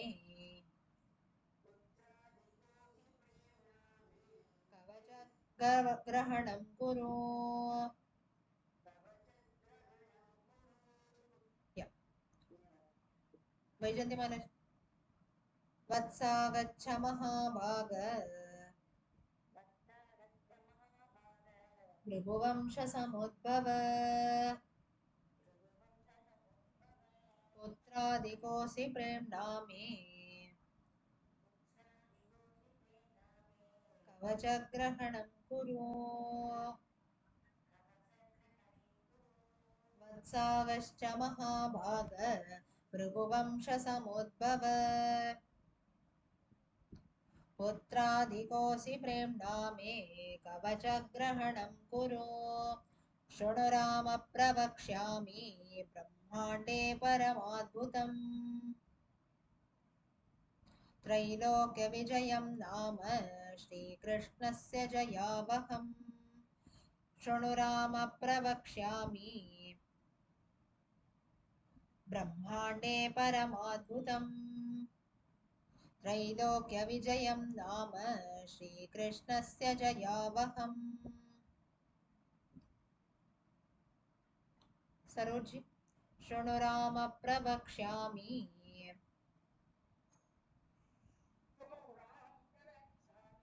ब्रह्माण्डे परमाद्भुतम् त्रैलोक्यविजयं नाम श्रीकृष्णस्य जयावहम्।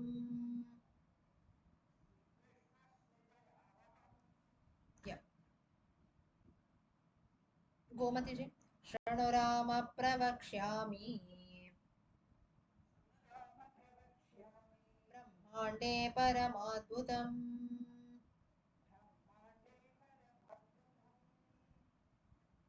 त्रैलोक्यविजयं नाम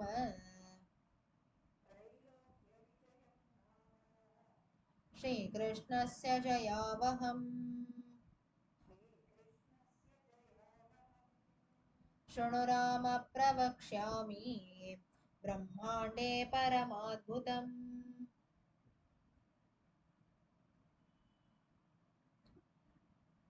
त्रैलोक्यविजयं नाम श्रीकृष्णस्य जयावहम्. Okay. Stop here for today. We have learnt in verse 8 Krishna Vijayam, Krishna Kavacham. Next Saturday again we continue 9 to